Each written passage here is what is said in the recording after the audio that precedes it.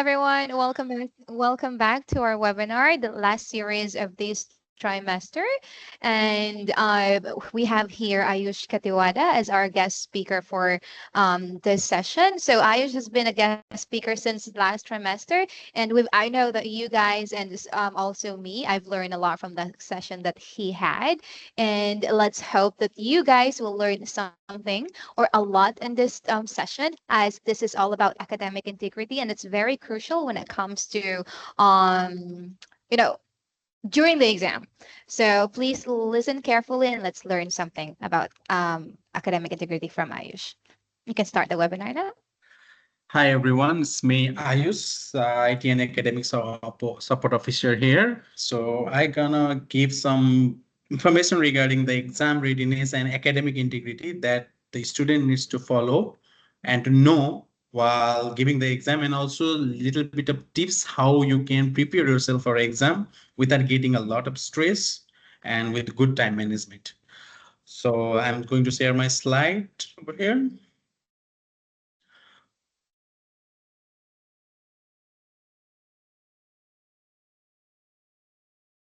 Did you share? Yeah, we can see it. Can you do the recording race, please? Yeah, I did already. I have started the recording a few Um, minutes ago. okay, thank you. Thank you, Rez. All good. Yeah, the webinar is regarding exam readiness, understanding academic integrity. So, what actually the exam is, uh, what actually the exam is, like the exam is the way of finding the eligibility of the students, like they have successfully completed the following unit with and they are eligible to go for the next step. So it is a way of checking your credibility regarding the in order to be a graduated in such with some degree. So what is the goal at the end of this season? It is the goal of the season is to reduce tension like stress during the exam, to help you in improving your preparation, and to give you a knowledge regarding the academic integrity and help the student to maintain and to follow that academic integrity. So we'll discuss a little bit more about academic integrity further. Mm.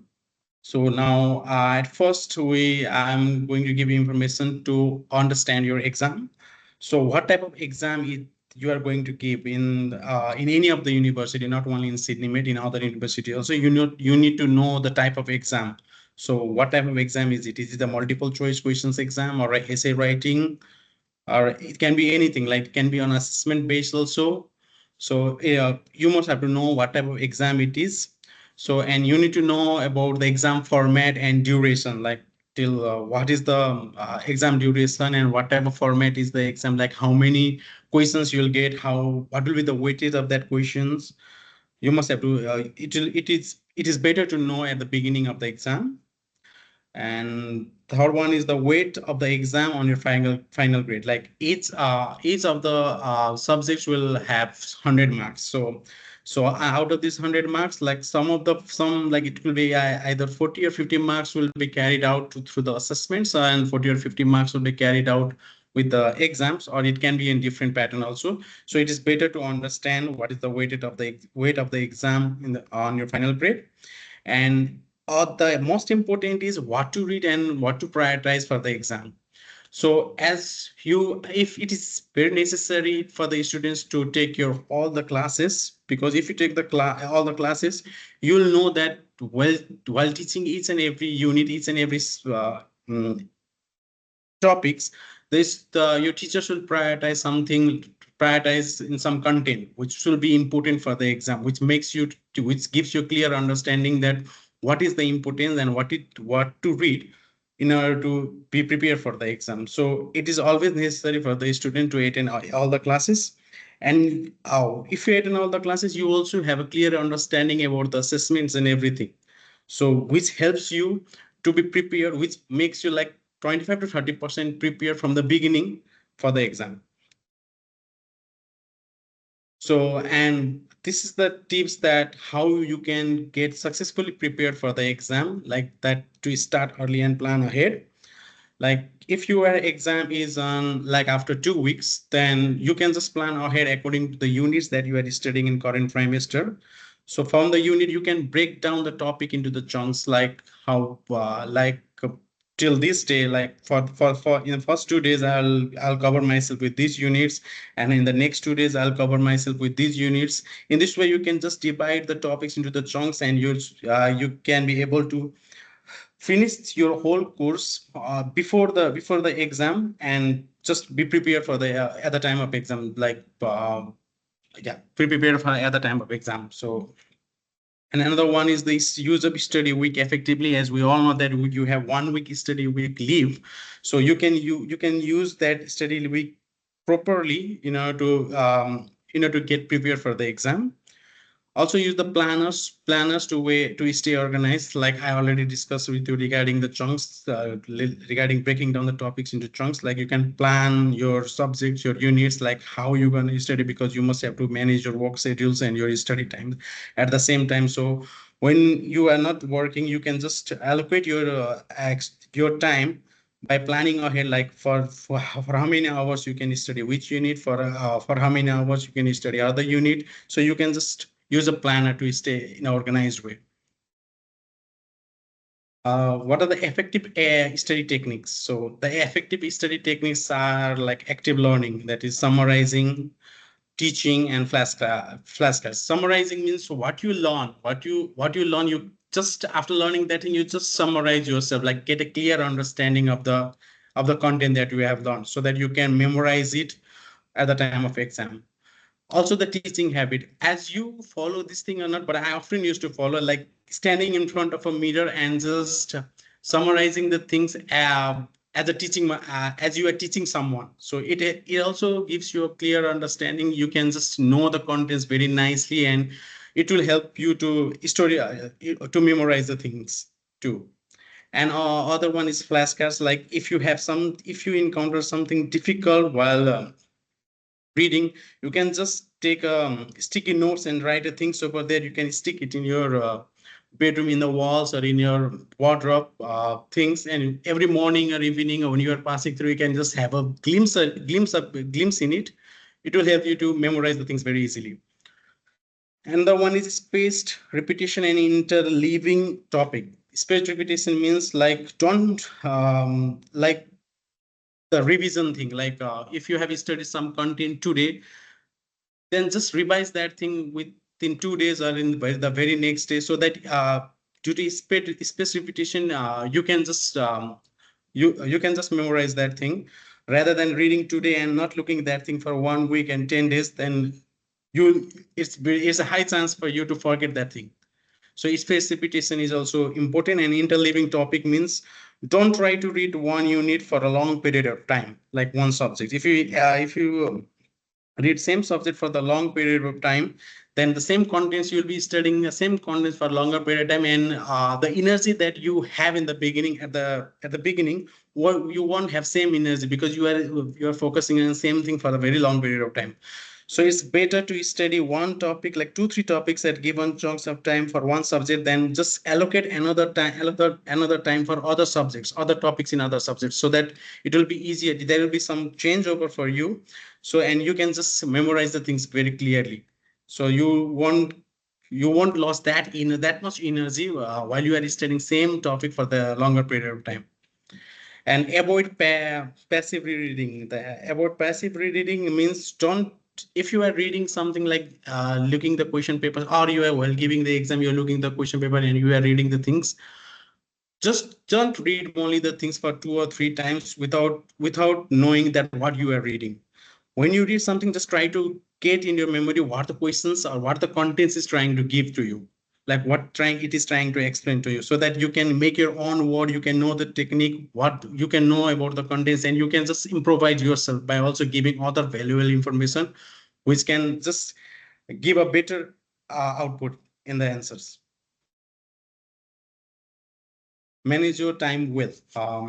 This is the another thing, key points that you need to prioritize while getting prepared for the exam.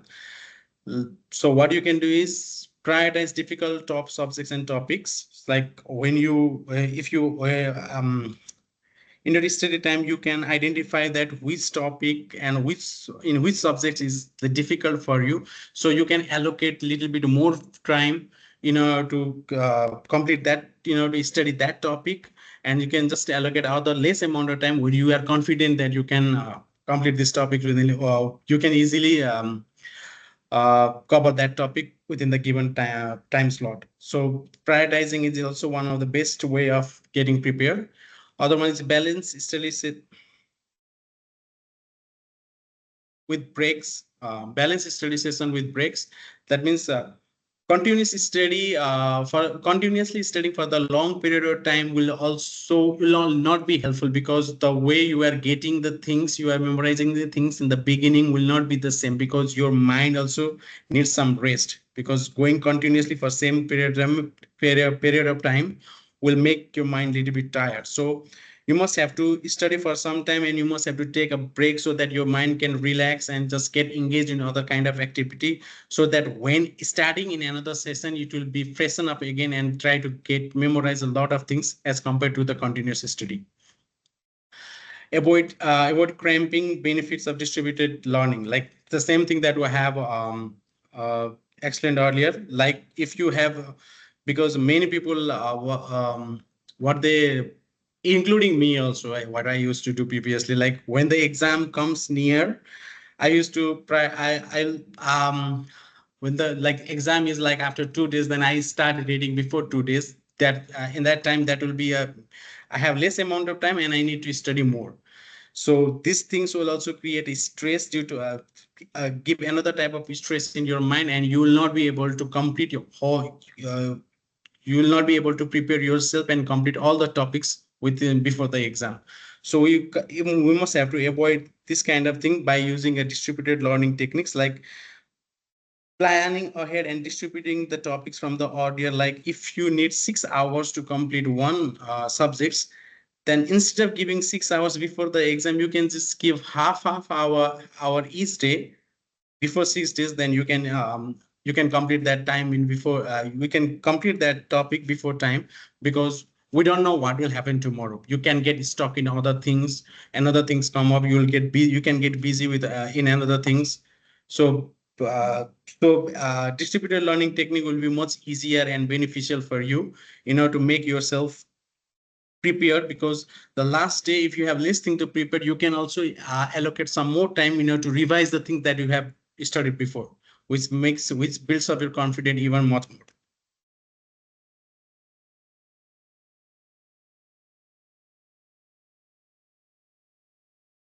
So healthy habits is also one of the points, which helps you to prepare for your exam and get ready for the exam. That is the sleep. The proper amount of good amount of sleep before exam is very much required, because it helps you to keep your memory sharp, and because the less amount of sleep make your mind tired. So if your mind is tired, so while you are going to give the exam, you will not be able to memorize the things that you have studied during the exam time. So sleeping time important, the sleeping time is much more required. So nutrition and hydration tips, like you must have to be you must eat healthy food, and you must have to be hydrated every time, so that disturbance in your physical body will also affect in your mental health. So if your physical body is good, then even your mental health also stays good. Your mental health stays good. Physical activity and its benefit for focus, like involving yourself in physical activities, like apart from continuous study, if you are studying for a whole day, just take a walk at the evening time. So if you take a walk, you will just get a fresh air, your body will get mobilized, which also affects in your mental health. Your mind become fresh, and you can just focus more on study. You can your memorizing power will increase, will boost up as compared to the continuous reading technique. Managing stress through mindfulness and relaxations. As we know that when at the exam time, there will be the stress. Everyone gets the stress. So it's our duty to manage the stress. Like if we take the stress, if we take lots of stress, then it's obvious that we're going to hamper our exams or in anything. If you take a stress, it's going to hamper in the result. So it's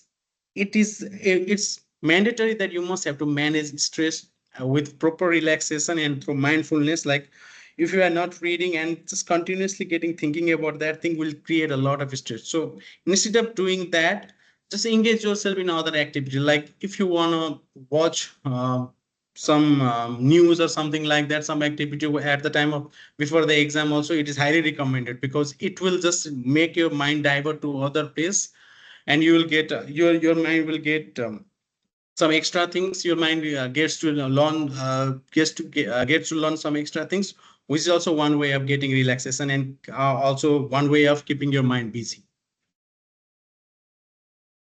So exam day tips, that is what you need to bring at the time of exam. That is your student ID, your pen, and your water. Only these three things are allowed to bring in exam. I'm repeating it again. That is student ID, pen, and water. Any electronic gadgets like your smartwatch, smartphone, you are allowed to bring it to the college, but you are not allowed to take it to keep it at that while giving exam. You must have to switch it off, and you must have to keep it in your bag before you sit in the exam. Arrive early and know the location. So if you have your exam at 9:30, we strongly recommend you to come at least 15 minutes to 20 minutes before, so that you can know what in which classroom your exam is, and you will get well prepared so you can reach to your class before the exam starts. And another important thing is read instruction carefully before starting. So before the exam, like 2 3 days before exam, like academics team will send an email to all the students that what are the key points that you need to remember while giving the exams, while you sit in the exams. Make sure you all go through that list, because if you fail to do any of the things, then it will be um, if you fail to do any of the things, it is the violation of academic integrity thing. So, and even the college and academic team will not, I will not be able to help you in that case. So it's better to go through that information before coming to exam.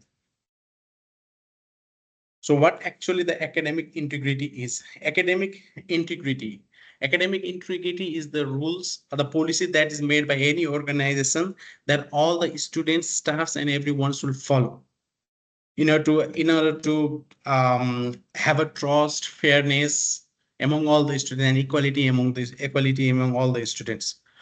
So this is the final exam instruction sheet that I have displayed it here, but you will every students will get this list prior to their exam.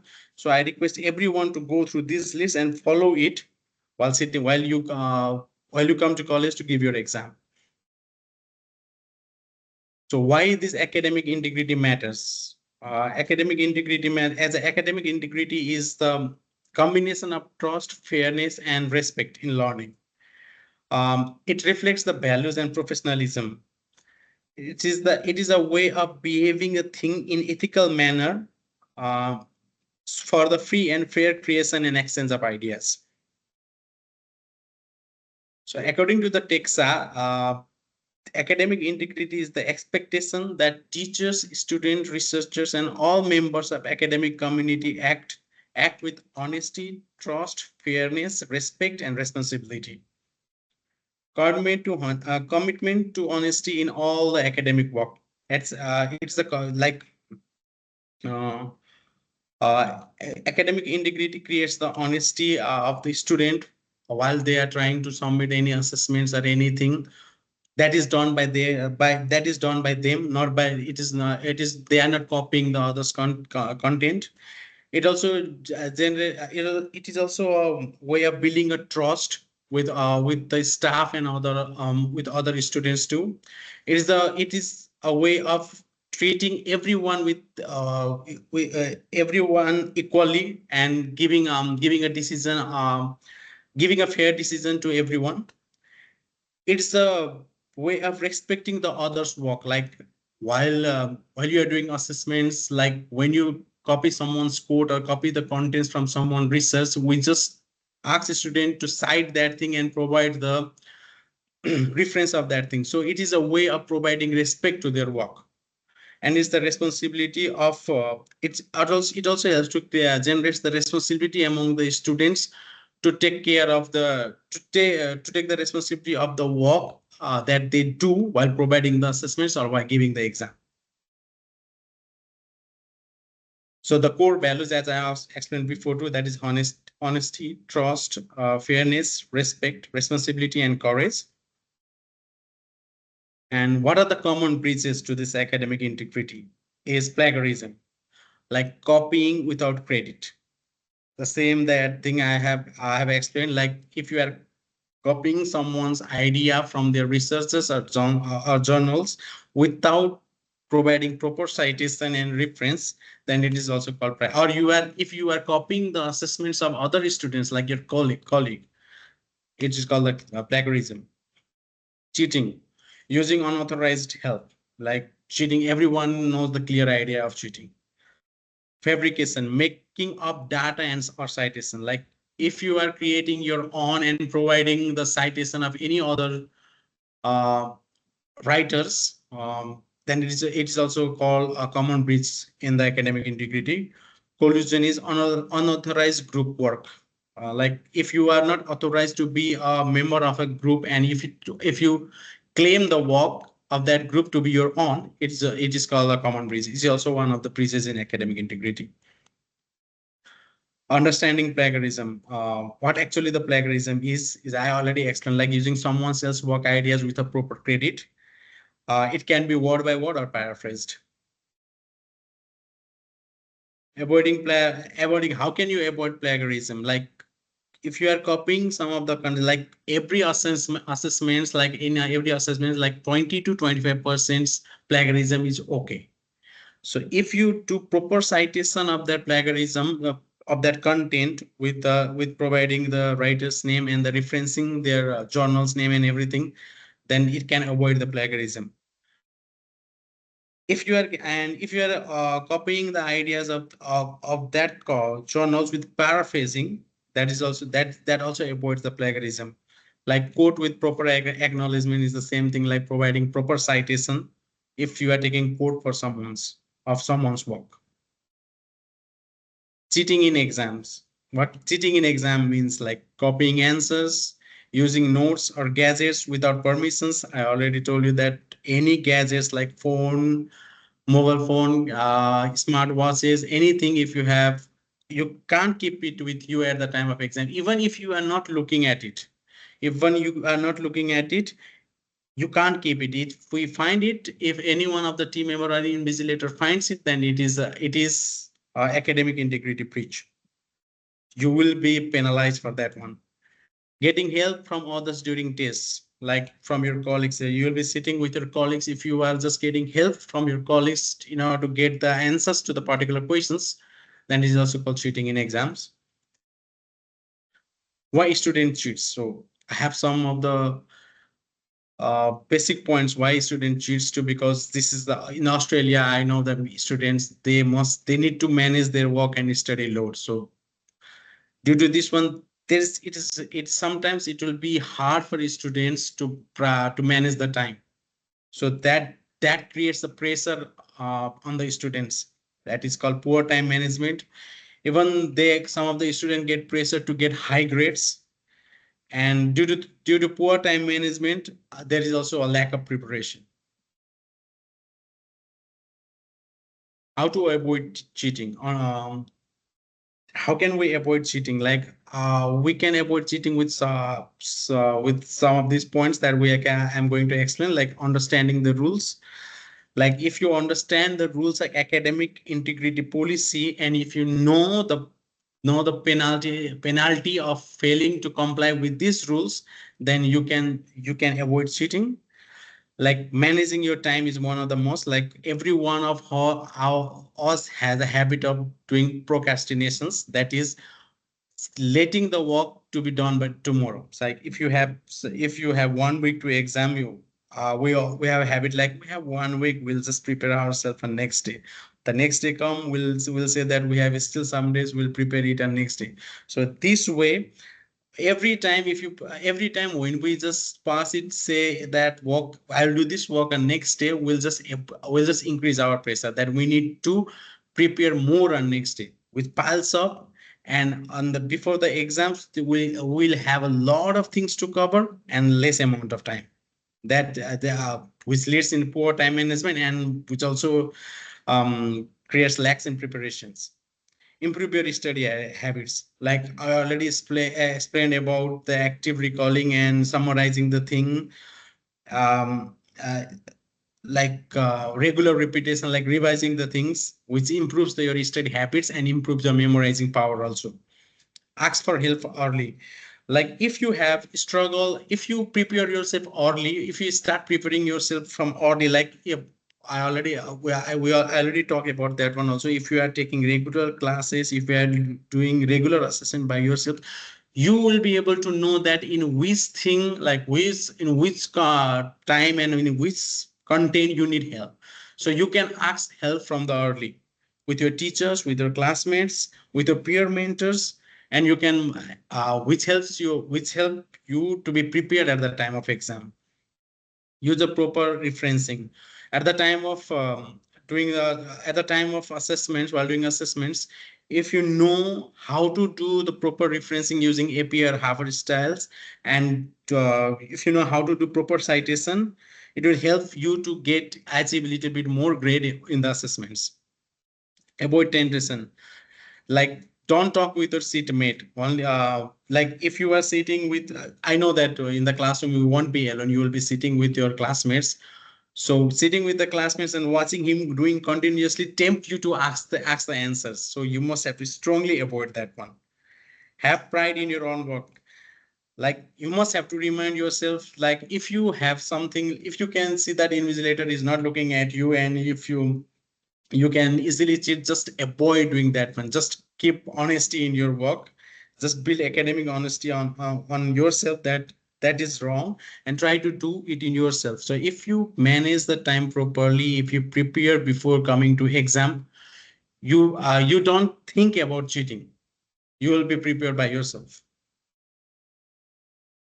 Consequences of academic breaches. So, if you fail to comply with academic policies, academic integrity, then there will be some of the consequences. That is academic penalties that can be that you can get failing grade or suspension. You lost your trust from teachers and peers, and even if you'll damage your academic and professional reputation. Building exam readiness is like consistent study habits, time management, ask help early when struggling.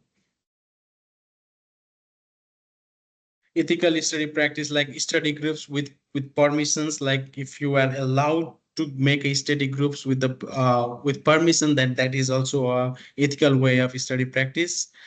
Clarify rules with instructors. Like the instructor, if you are unaware about any rules, you can clarify it with your instructor, so that you don't violate any uh, academic rules. So we have a saying by C.S. Lewis that integrity is doing the right thing even when no one is watching. So if no one is watching you, just be honest yourself just be honest with yourself, that to find out that you are doing the right thing. Thank you, and good luck for everyone. Good luck for exam to everyone. All right, thank you so much, Irish, for this session. That was a nice one. The topic were clearly discussed. Before we go, let's hear some questions from our students first. If you guys do have some questions regarding the topic, please drop your questions in the chat box. We will be reading one by one, your questions one by one, and Ayush will be answering the questions. Ayush, looking while waiting for the students' questions, looking Yes, back at sure. the habits or the things that students should need to. Okay, we have a question here from Kiri Maharjan. What are your suggestions for getting high grades? Uh, so high grades, like I don't suggest you that being well prepared for exam will only provide you high grades. Like I already explained the thing that you must not skip your class. In If you take exam. your This is yeah, particularly in in exam. exam, it's particularly in exam, then I suggest you to be prepare yourself and cover all the topics that your lecturer has mentioned. I think he already mentioned with you, told you guys like which topics we should be focusing on. That make sure of yourself that you prepared everything and be ready for the exam and do your best in exam, and you'll get high marks in that. You know what? Preparation is very important Yeah. because if they, this is the reason why we have CityMed is giving a week or weeks of study period for students, yes, to Yeah. be prepared during the exam. Yeah. Yes. Any questions you may want to raise? Well, I can still answer here. Yeah, again, while waiting for the questions, looking going back at your topic earlier, temptations is one of Mm. the um one of the reasons why students fail or cheats. Yeah. Mm. Sometimes, okay, another question. Do you suggest a on writing point or in paragraph?